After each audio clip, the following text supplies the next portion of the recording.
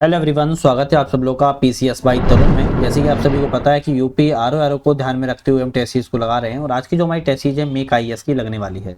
आज यहाँ पर हम मेक आईएएस की टेस्ट सीरीज में हम दोनों बातों करेंगे, बात जीएस की भी और हिंदी की भी बात यहाँ पर करने वाले हैं। तो आपके एग्जाम्स के लिए वेरी वेरी इंपॉर्टेंट रहेगी, क्योंकि दोनों ही आपके सब्जेक्ट जो होंगे एक ही टेस्ट सीरीज में आपके कवर हो जाएंगे। यूपी आरओ हुए ध्यान में रखते हुए मल्टीपल कोचिंगों की हम टेस्ट सीरीज लगा रहे हैं, संस्कृत आईएएस की, जीएस वर्ल्ड की, ध्ये की, मेक आईएएस की, आपकी दृष्टि की। तो आप लोग जाके देख सकते हो चैनल पर, लग रही है या फिर नहीं लग रही है। प्रत्येक शनिवार को हमारी करंट अफेयर्स का भी सेशन आता है, जो कि प्रत्येक शनिवार को सुबह 8 बजे आप जाके देख सकते हो। करंट अफेयर का रोल बहुत एग्जाम में माहौल इंपॉर्टेंट होता है, आप जरूर देख लीजिएगा। आज के अपने पहले क्वेश्चन चलेंगे। जल्दी चैनल पर नए हो लाइक शेयर सब्सक्राइब जरूर कर लीजिएगा। पहला क्वेश्चन है, निम्नलिखित में से कितनी संवैधानिक निकाय हैं? तो बात कर रहा है कि इनमें से आपके संवैधानिक निकाय कितने, कौन कौन से हैं। तो इनमें से अगर हम संवैधानिक निकाय की बात करें तो एक तो आपका राष्ट्रीय अनुसूचित जनजाति आयोग। राष्ट्रीय अनुसूचित जनजाति आयोग कैसा है? संवैधानिक निकाय है। विधि आयोग की बात करें क्या है? गैर संवैधानिक निकाय है, ये नहीं है। वित्त आयोग की बात की जाए तो वित्त आयोग भी आपका संवैधानिक निकाय है।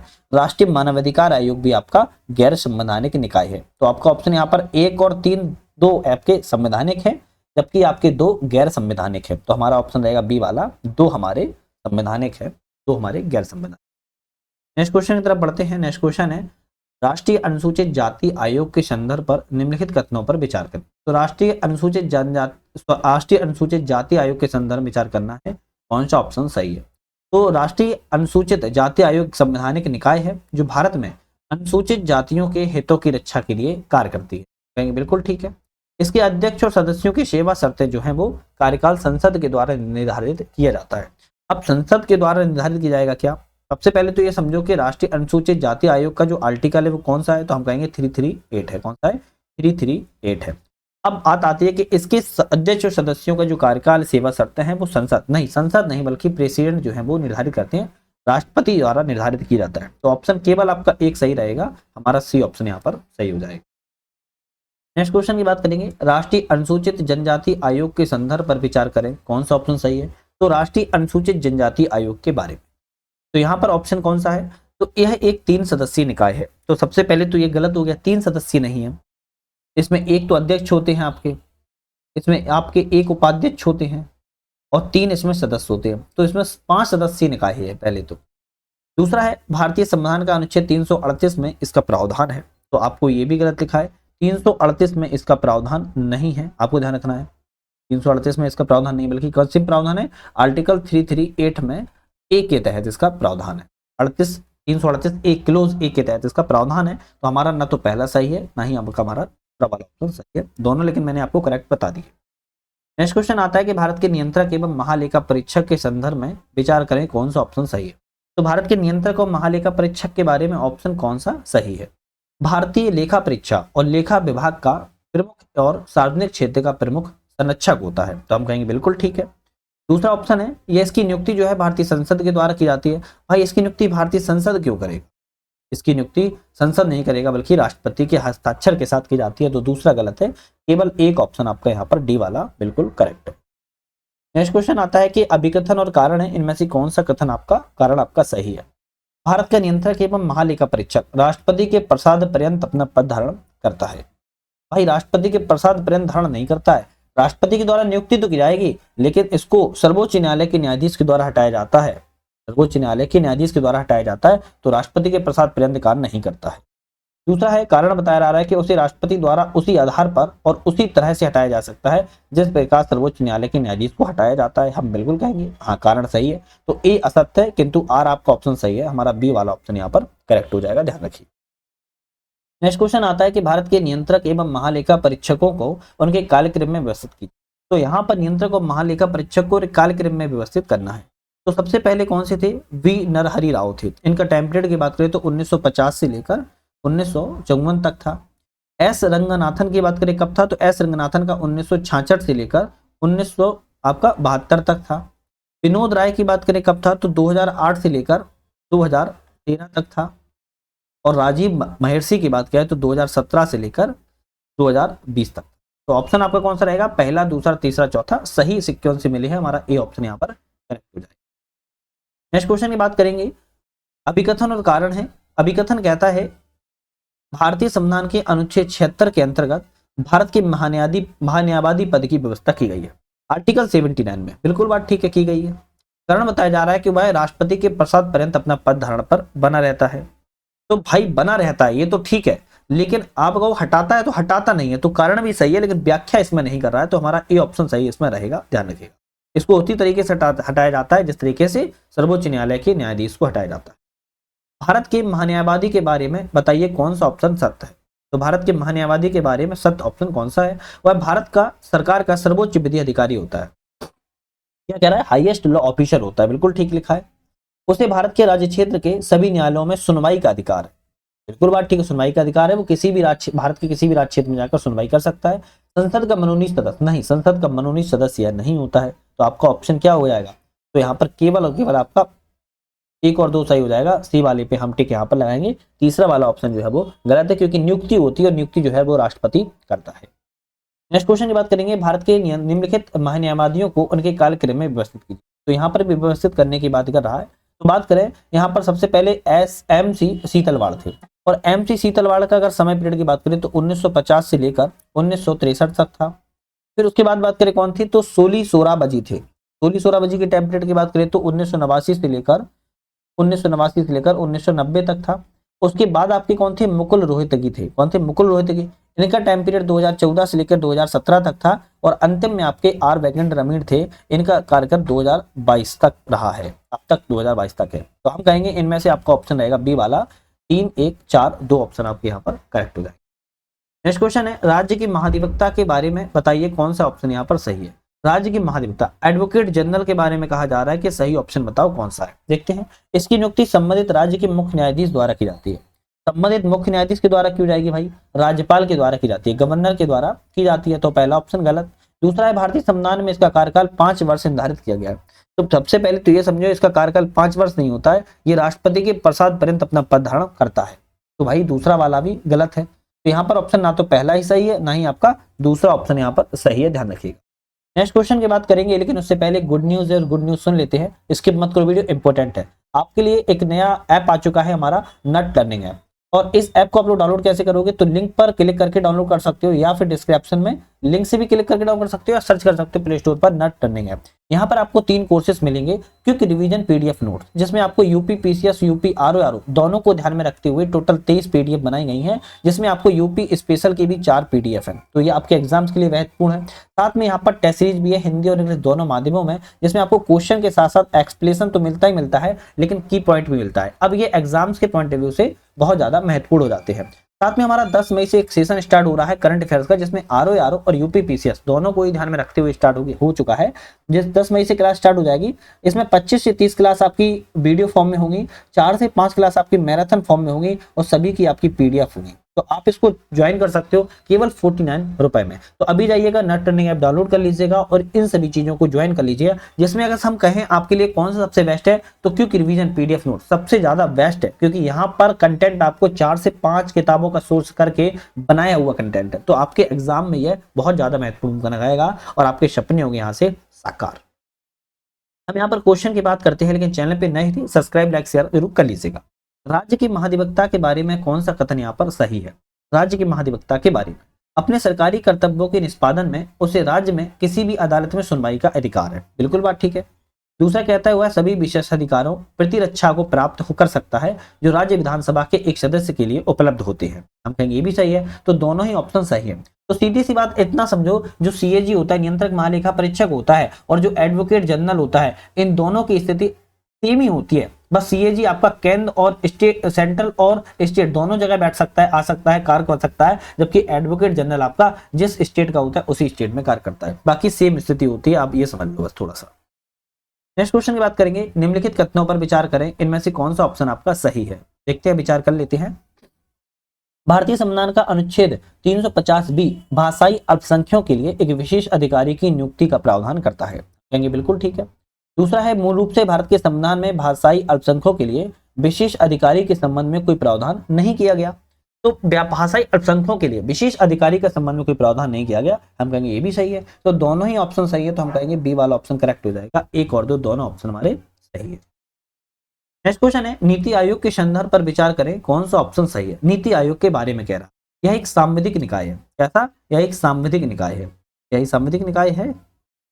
बता सकता है कोई ये सांविधिक निकाय है या नहीं है? बताइए। यह सांविधिक निकाय नहीं है। ठीक है। दूसरा है, इसका गठन 1 जनवरी 2016 को किया गया था, तो ये भी गलत है। इसका 1 जनवरी 2015 को किया गया था, ध्यान रखिएगा। तीसरा है, यह भारत सरकार का प्रमुख नीतिगत थिंक टैंक है, जो दिशात्मक और नीतिगत इनपुट प्रदान करता है। हम कहेंगे हाँ, तीसरा वाला केवल ऑप्शन सही है, तो हमारा सी वाला ऑप्शन यहाँ पर करेक्ट हो जाएगा, ध्यान रखिए। नेक्स्ट क्वेश्चन की बात करेंगे, अभिकथन और कारण है, इनमें से कौन सा ऑप्शन आपका सही है। अभिकथन एक कहता है, वर्तमान में भारत का प्रधानमंत्री श्री नरेंद्र मोदी नीति आयोग के अध्यक्ष हैं। बिल्कुल ठीक लिखा है। कारण है कि भारत के प्रधानमंत्री नीति आयोग के पदेन अध्यक्ष होते हैं, तो हम कहेंगे हाँ ये भी सही है। तो कारण और कथन दोनों ही सही है, तो हम कहेंगे ए आर दोनों सही है, और सही स्पष्टीकरण भी करता है, तो बी ऑप्शन आपका सही है। नेक्स्ट क्वेश्चन की तरफ बढ़ेंगे, राष्ट्रीय विकास परिषद के बारे में। राष्ट्रीय विकास परिषद के संदर्भ पर विचार करें, कौन सा ऑप्शन यहाँ पर सही है। राष्ट्रीय विकास परिषद के बारे में, इसकी स्थापना वर्ष 1954 में की गई थी। 1954 में नहीं की गई थी, बल्कि 6 अगस्त 1952 को की गई थी। कब? 6 अगस्त 1952 को। ये 18 लिख गया क्या?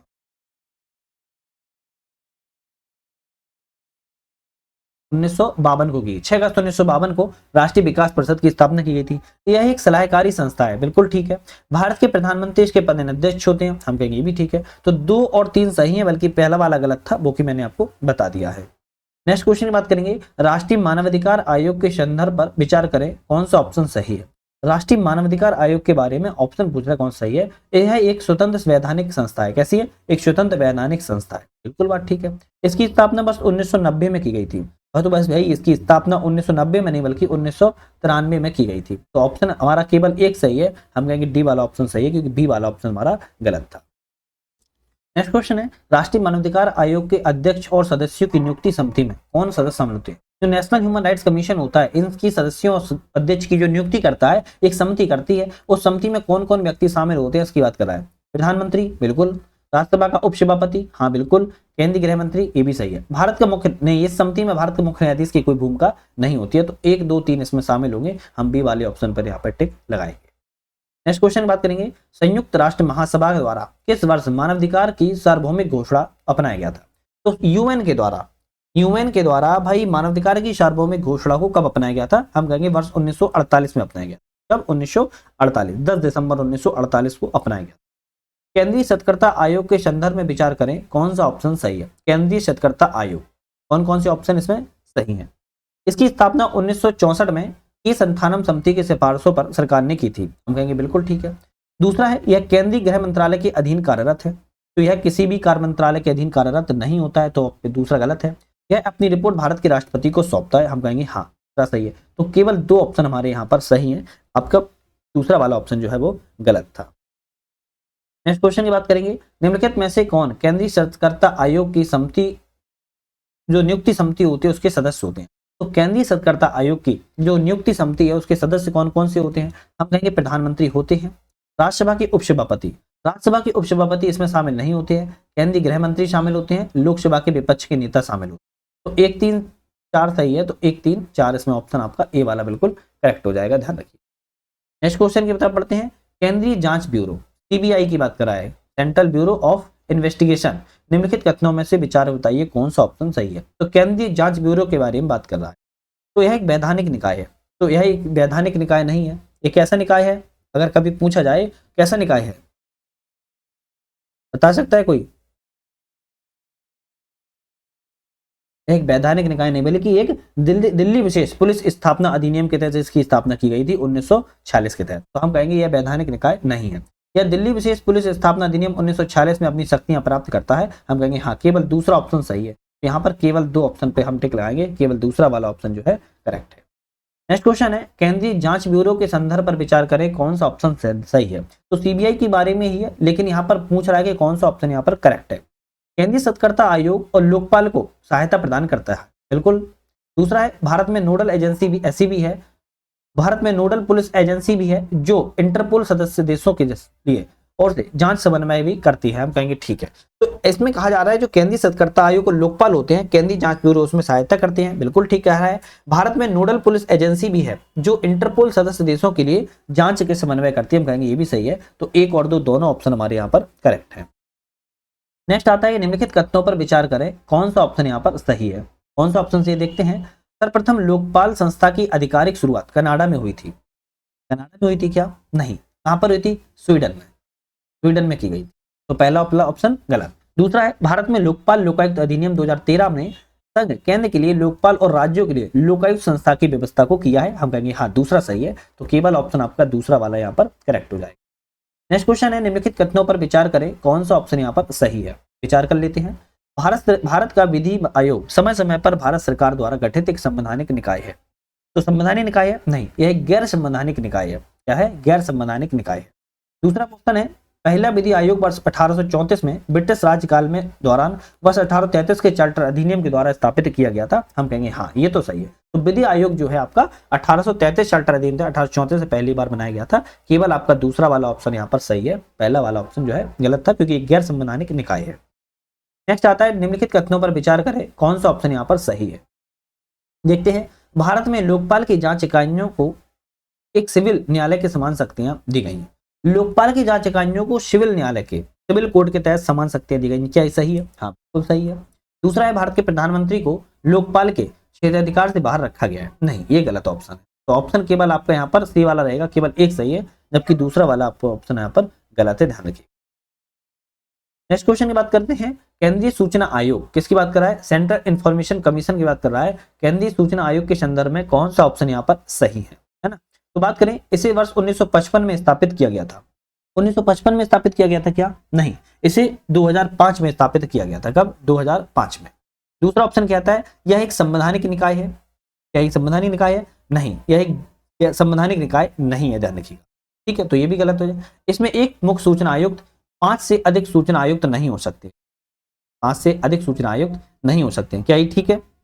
चलो अभी छोड़ते हैं, चौथा पढ़ते हैं। इसका अधिकार से सभी केंद्रीय लोक पदाधिकारियों तक है। तो इसका अधिकार सभी लोक पदाधिकारियों तक है। हाँ बिल्कुल। तीसरा वाला क्या था? इसमें मुख्य सूचना आयोग 5 से नहीं 10 से अधिक सूचना आयुक्त नहीं हो सकते हैं। तो आपका ये तीसरा वाला भी गलत था। तो केवल एक ऑप्शन सही है। तो हम कहेंगे एक कथन यहाँ पर हमारा करेक्ट था। नेक्स्ट क्वेश्चन आता है निम्नलिखित में से भारत के मुख्य सूचना आयुक्त रहे हैं। तो इनमें से मुख्य सूचना आयुक्त कौन कौन रहे हैं इसकी बात कर रहा है। तो हम कहेंगे वजाहत हजीबुल्ला बिल्कुल रहे हैं, सुषमा सिंह ये भी रहे हैं, राधा कृष्ण माथुर ये भी रहे हैं, सुधीर भार्गव ये भी रहे। तो चारों ही ऑप्शन में ऐसे हैं जो मुख्य सूचना आयुक्त रहे हैं। हमारा बी वाला ऑप्शन यहाँ पर करेक्ट हो जाए। नेक्स्ट आता है राष्ट्रीय मानवाधिकार आयोग को निम्नलिखित अध्यक्षों को उनके कार्यक्रम में व्यवस्थित कीजिए। तो भाई राष्ट्रीय मानवाधिकार आयोग के जो अध्यक्ष हैं उनको कार्यक्रम में व्यवस्थित करना है। तो सबसे पहले कौन आएंगे? श्री रंगनाथ मिश्रा जी आएंगे। इनका कार्यकाल कब था रंगनाथ मिश्रा का? तो 1993 सबसे पहली बार यही बने थे, 1993 से लेके 1996 तक। दूसरी बात की जाए कौन थे, तो हम कहेंगे बेकंट चलैया थे, एम.एन. बेकंट चलैया। इनका कार्यकाल की बात करें तो 1996 से लेके 1999 तक था। उसके बाद कौन थे? उसके बाद J.S. वर्मा थे। इनका कार्यकाल 1999 से लेकर 2003 तक था। उसके बाद A.S. आनंद थे। इनका कार्यकाल 2003 से लेकर आपका 2006 तक था। तो ध्यान रखिएगा आपका ऑप्शन डी वाला रहेगा। 3, 4, 1, 2 बिल्कुल करेक्ट है। नेक्स्ट बात करते हैं भारत निर्वाचन आयोग के संदर्भ पर विचार करें, कौन सा ऑप्शन आपसे सही है। भाई इलेक्शन कमीशन ऑफ इंडिया के बारे में कह रहा है कि इनमें से कौन सा ऑप्शन सही है। यह एक स्वायत्त संवैधानिक निकाय है। बिल्कुल बात ठीक है, यह एक स्वायत्त स्वतंत्र संवैधानिक निकाय है। बिल्कुल ठीक है। दूसरा है यह राज्यों में पंचायतों नगर पालिकाओं के चुनाव का संचालन करता है। भाई भारत का निर्वाचन आयोग राज्यों के पंचायतों नगर पालिका क्यों करेगा? ये काम तो राज्य में राज्य निर्वाचन आयोग का होता है। तो दूसरा ऑप्शन गलत है। तीसरा है इसका सचिवालय नई दिल्ली में है। तो इसका सचिवालय नई दिल्ली में है क्या? बिल्कुल, इसका सचिवालय नई दिल्ली में है। इसकी स्थापना 28 जनवरी 1952 को संविधान के अनुसार की गई थी। इसकी स्थापना 28 जनवरी 1952 को नहीं बल्कि 25 जनवरी 1950 को की गई थी। तो आपका चौथा वाला भी गलत है। तो केवल आपके 2 ऑप्शन सही थे, 2 ऑप्शन इसमें गलत थे, आपको ध्यान रखना है। नेक्स्ट क्वेश्चन आता है भारत निर्वाचन आयोग के संदर्भ पर विचार करें, इनमें से कौन सा ऑप्शन यहाँ पर सही है। तो भारत निर्वाचन आयोग का मूल रूप से यह एक सदस्यीय निकाय था। क्या ये सही है? हाँ बिल्कुल। यह सबसे पहले इसमें जब स्थापना की गई तो केवल एक चुनाव आयुक्त की नियुक्ति की गई थी। लेकिन चुनाव आयुक्त संशोधन अधिनियम 1989 के तहत इसे बहुसदस्यीय बनाया गया। मतलब कि बहुत और भी मल्टीपल्स इसमें जोड़ दिए गए। वर्तमान में 5 सदस्यीय निकाय नहीं, वर्तमान में यह 3 सदस्यीय निकाय है। तो दूसरा वाला गलत है, केवल एक सही है, हमारा सी ऑप्शन पे हम टिक यहाँ पर लगाएंगे। नेक्स्ट क्वेश्चन की बात करेंगे, भारत के निम्नलिखित मुख्य चुनाव आयुक्तों को उनके कार्यक्रम में व्यवस्थित कीजिए। भारत के मुख्य चुनाव आयुक्त हैं, उनको कार्यक्रम में व्यवस्थित करना है। डॉक्टर सबसे पहले आएंगे डॉक्टर नसीम जैदी। कौन आएंगे? डॉक्टर नसीम जैदी। इनका कार्यकाल की बात करें 2015 से लेकर 2017 तक रहा है। उसके बाद कौन आएंगे? उसके बाद आएंगे ओम प्रकाश रावत। ओम प्रकाश रावत का कार्यकाल 2018 से लेकर 2018 तक ही रहा है, लेकिन इनका 23 जनवरी को इनका टाइम पीरियड चालू हुआ था और 1 दिसंबर इनको खत्म हो गया था। उसके बाद बात करें तो कौन आए हैं? सुनील अरोड़ा जी आए हैं। इनका टाइम पीरियड भाई 2021 से लेकर 2022 तक रहा है और अंतिम में आपके सुनील चंद्रा आए हैं। सुनील अरोड़ा का जो कार्यकाल है 2018 से लेकर 2021 रहा है। 2021 रहा है। सुनील चंद्रा की बात करें तो इनका कार्यकाल 2021 से लेकर आपका 2022 रहा है। सॉरी, गलती से बोल दिया था। आपका ऑप्शन रहेगा बी वाला 2 1 4 3, यहाँ पर ऑप्शन आपका सही है, ध्यान रखना है। नेक्स्ट बात करते हैं, भारत निर्वाचन आयोग के संदर्भ पर विचार करें, यहाँ पर कौन सा ऑप्शन सही है? तो भारत निर्वाचन आयोग के बारे में विचार करना है। यह संसद के परिसीमन आयोग अधिनियम के आधार पर देश भर में चुनाव निर्वाचन क्षेत्रों का निर्धारण करता है। हम कहेंगे बिल्कुल ठीक है। दूसरा है, यह राजनीतिक दलों को मान्यता प्रदान करता है और उन्हें चुनाव चिन्ह भी आवंटित करता है। हम कहेंगे ये भी सही है। यह चुनाव के संचालन हेतु चुनाव कार्यक्रम जो है वो तय करता है। हम कहेंगे ये भी सही है। तो हमारे तीनों ही ऑप्शन सही है, तो हम डी वाले पे टिक लाएंगे। 1 2 3 हमारे ऑप्शन जो है बिल्कुल करेक्ट है। नेक्स्ट बात करते हैं, लेकिन चैनल को आप लोगों ने अभी तक सब्सक्राइब लाइक शेयर नहीं किया है तो कर लीजिएगा, जिससे कि मुझे मोटिवेशन मिलेगा। यार आप लोगों के लिए इतनी मेहनत करता हूं, एक छोटी सी रिक्वेस्ट तो आप लोग से कर ही सकता हूं कि मोटिवेशन देने के चैनल को सब्सक्राइब कर लीजिए। साथ में हमारा ऐप जो आ चुका है नट लर्निंग ऐप, आप इसको डाउनलोड करके मल्टीपल कोर्सेस आपके लिए चल रहे हैं, आप उसको ज्वाइन कर लो, आपके एग्जाम में हेल्पफुल होने वाले हैं। क्वेश्चन पे बात करते हैं, अभिकथन और कारण है, इनमें से कौन सा आपका ऑप्शन सही है? अभिकथन कहता है कि वित्त आयोग भारत के राजकोषीय संघवाद और विकास पर्यवेक्षक वक्र को आकार देने में महत्वपूर्ण भूमिका निभाता है। वित्त आयोग की बड़ी भूमिका है, ठीक है। दूसरा है, वह संघ एवं राज्यों के साथ साथ राज्य के बीच वित्तीय संसाधनों के वितरण के तरीके भी अनुशंसाएं करता है। हम कहेंगे बिल्कुल ठीक है। यह सेंट्रल से स्टेट तो करता ही करता है, बल्कि स्टेट टू स्टेट भी यह वित्त के मामले में वितरण की बात करता है। तो ए आर दोनों सही है और व्याख्या भी सही कर रहा है, तो हमारा बी ऑप्शन यहाँ पर करेक्ट हो जाएगा। नेक्स्ट क्वेश्चन है, वित्त आयोग के संदर्भ पर विचार करें, कौन सा आयोग इस ऑप्शन सही है? तो वित्त आयोग के संदर्भ में विचार करना है, कौन सा ऑप्शन सही है? इसके अध्यक्ष के साथ साथ 4 अन्य सदस्य होते हैं जो कि भारत के राष्ट्रपति के द्वारा नियुक्त किए जाते हैं। हम कहेंगे बिल्कुल बात ठीक है, पहला ऑप्शन बिल्कुल करेक्ट है। दूसरा है, भारतीय संविधान ने राष्ट्रपति को इसके सदस्यों के चयन की प्रक्रिया तदनुसार उनकी योग्यता निर्धारित करने का अधिकार भी दिया हुआ है। नहीं, ये गलत हो जाएगा, राष्ट्रपति को नहीं बल्कि संसद को दिया है, तो दूसरा गलत है। केवल आपका ऑप्शन यहाँ पर पहला वाला ऑप्शन जो है वो करेक्ट हो जाएगा। नेक्स्ट आता है, एक तरफ यहाँ पर कौन है? एक तरफ यहाँ पर वित्त आयोग है और अध्यक्ष है। कौन सा वित्त आयोग किस आपके कार्यकाल में थे? तो हम बात करेंगे यहाँ पर प्रथम में कौन थे? केसी नियोगी थे, तो यहाँ पर पहले से तीसरे से मिला देते हैं। द्वितीय कौन थे? के संथानम थे, पहले से मिला देते हैं। 12वें नंबर पर कौन थे? सी रंगराजन थे और चौथे नंबर पर आपके वाई वी रेड्डी थे। जो 14वें थे आपके वाई वी रेड्डी भी थे, 12वें थे सी रंगराजन थे, प्रथम केसी नियोगी थे, द्वितीय आपके कौन थे? द्वितीय आपके के संथानम थे। तो आपको ध्यान रखना है, इनमें से ऑप्शन आपका ए वाला सही रहेगा। ए का तीसरा, बी का पहला, सी का दूसरा, डी का चौथा ऑप्शन आपका यहाँ पर सही है। वर्तमान में 16वें वित्त आयोग चल रहा है और 16वें वित्त आयोग के अध्यक्ष कौन है? अरविंद पनगड़िया जी है। कौन है? अरविंद पनगड़िया जी हैं, ध्यान रखिएगा। नेक्स्ट क्वेश्चन की बात करेंगे, निम्नलिखित कथनों पर विचार करें, इनमें से कौन सा ऑप्शन यहाँ पर सही है? भारत सरकार ने स्वतंत्र भारत का प्रथम विधि आयोग वर्ष 1955 में MP ठक्कर की अध्यक्षता में गठित किया था। तो भाई सबसे पहले तो आपको याद रखना है कि वर्ष 1955 में गठित तो किया गया था, लेकिन MP ठक्कर नहीं बल्कि MC सीतलवाड़ के स्थान में। किसके? MC सीतलवाड़। तो पहला ऑप्शन गलत। भारत की स्वतंत्रता के पश्चात अब तक 28 विधि आयोग गठित किए जा चुके हैं, ये भी गलत है। 28 नहीं बल्कि 22 विधि आयोग गठित किए जा चुके हैं। तो यहाँ पर ना तो पहला ही सही है, ना तो आपका दूसरा ऑप्शन यहाँ पर करेक्ट है, ध्यान रखिए।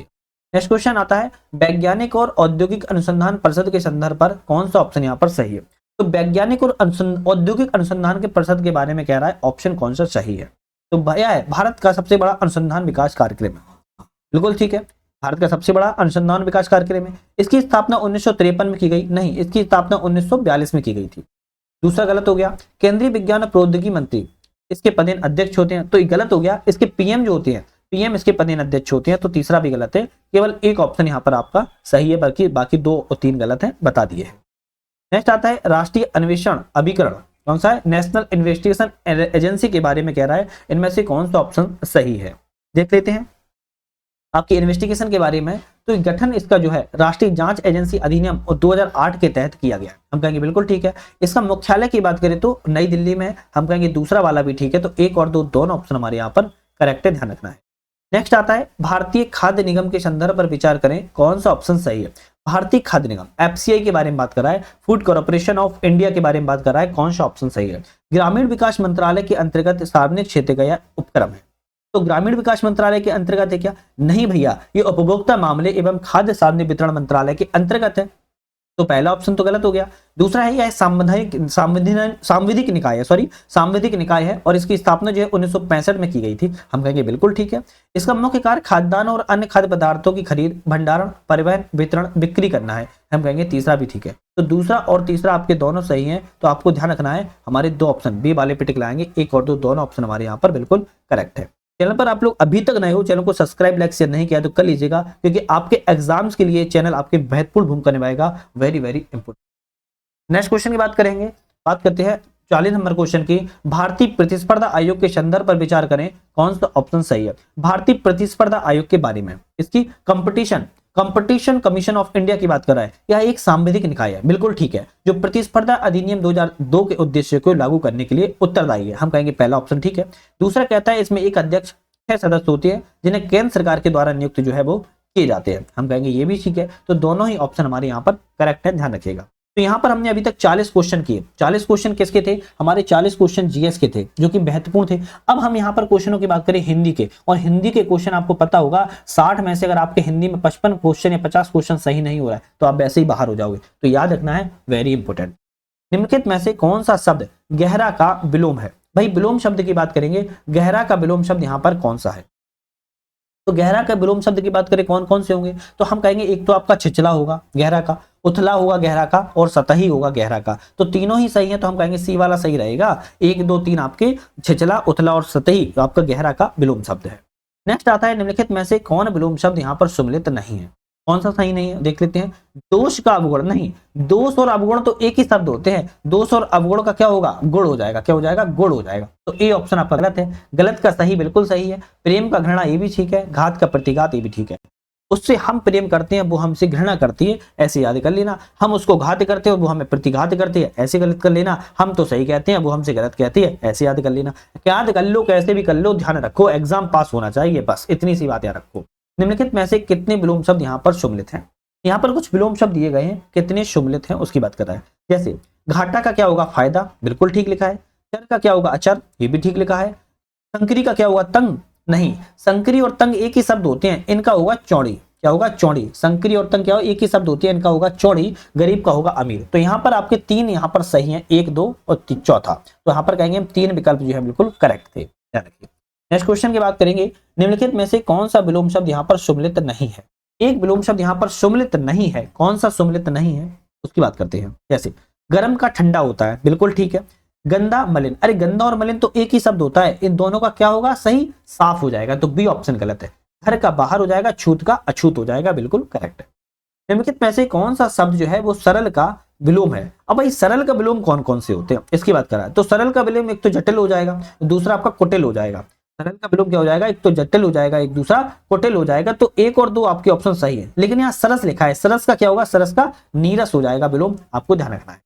नेक्स्ट क्वेश्चन आता है, निम्नलिखित में से विलोम शब्द यहाँ पर सम्मिलित नहीं है। अब कौन सा सम्मिलित नहीं है? जन्म का मृत्यु, बिल्कुल ठीक है। जड़ का चेतन, ये भी ठीक है। ठोस का तरल, ये भी ठीक है। जल का जीवन, अब भाई जल का जीवन सही है क्या? जल का जीवन सही है क्या? भाई जल का मरण होगा। क्या होगा? जल का मरण होगा, जल का जीवन नहीं होगा। तो हमारा डी ऑप्शन जो है गलत है।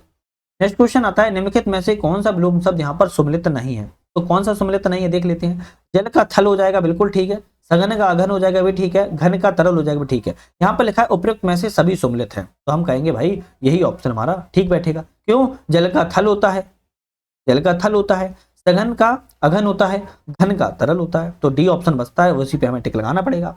निम्नलिखित में से शब्द हैं, विलोम है, इनको मिलाना है। डरपोक का क्या होगा? डरपोक का भाई निडर होगा। यहाँ पर लिखा है क्या? यहाँ पर लिखा है, चलो इसके सामने लिख देता हूँ। डरपोक का निडर हो जाएगा, है ना। तुच्छ का क्या होगा? तुच्छ का महान हो जाएगा। तकलीफ का क्या होगा? तकलीफ का आराम हो जाएगा। दुर्लभ का क्या होगा? दुर्लभ का सुलभ हो जाएगा। तो हमारा ऑप्शन इस तरीके से आपके सही है। निम्नलिखित में से कितने विलोम शब्द यहाँ पर सही हैं? तो कितने विलोम शब्द सही है इसकी बात करते हैं। जैसे तपन का क्या होगा, ठंडक हो जाएगा।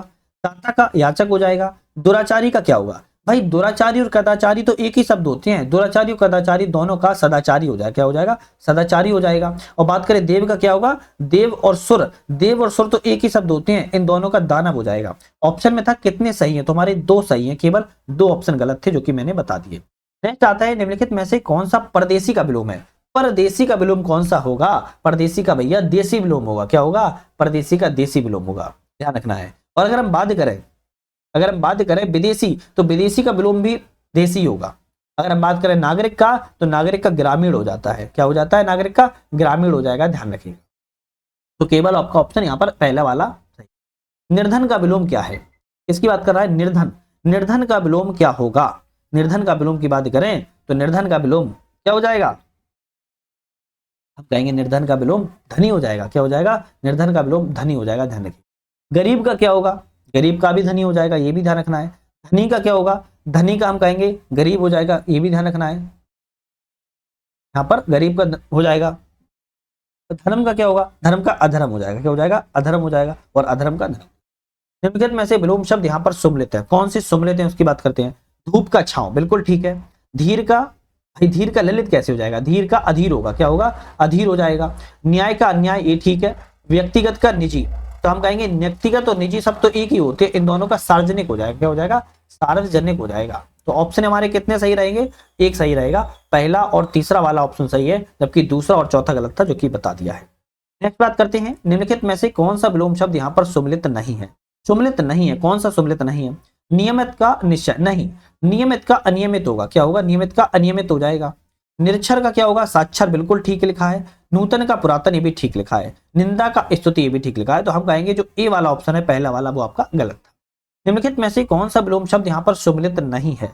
अब इसमें भी कह रहा है निर्दोष का दोषी, बिल्कुल ठीक लिखा है। निर्माण का विनाश, ये भी ठीक लिखा है। निकट का दूर, ये भी ठीक लिखा है। प्रेम और स्नेह तो एक ही शब्द होते हैं, हम उससे प्रेम करते हैं, हम उससे स्नेह करते हैं। प्रेम है तो स्नेह है, लेकिन इन दोनों का क्या होगा, वो हमसे घृणा करती है, क्या करती है, वो हमसे घृणा करती है। तो डी ऑप्शन आपका यहाँ पर गलत हो जाएगा। नेक्स्ट आता है परोक्ष का विलोम क्या होगा। भाई परोक्ष का विलोम क्या होता है, तो भाई हम कहेंगे परोक्ष का प्रत्यक्ष हो जाएगा, क्या हो जाएगा, परोक्ष का प्रत्यक्ष हो जाएगा। और ये याद रखना है प्रत्यक्ष का भी क्या होता है, प्रत्यक्ष का भी अप्रत्यक्ष का भी प्रत्यक्ष होता है, ये भी ध्यान रखना है, ध्यान रखना है याद भाई कि प्रत्यक्ष का भी अप्रत्यक्ष होगा और परोक्ष का भी प्रत्यक्ष होगा। तो आपका ऑप्शन यहाँ पर कौन सा, यहाँ पर रहेगा बी वाला ही ठीक रहेगा। निम्नलिखित में से कौन सा विलोम शब्द नहीं है सही, तो यहाँ पर कौन सा सही नहीं है। पवित्रता, पवित्रता का उल्टा होता है, ठीक है। प्रलय का सृष्टि होता है, भी ठीक है। पवित्र और पावन एक ही शब्द होते हैं, वो पावन धरती है, वह पवित्र धरती है, लेकिन पवित्र और पावन का क्या होगा, वह अपवित्र है, क्या है, वह अपवित्र है। तो सी वाला ऑप्शन जो है आपका गलत हो जाएगा।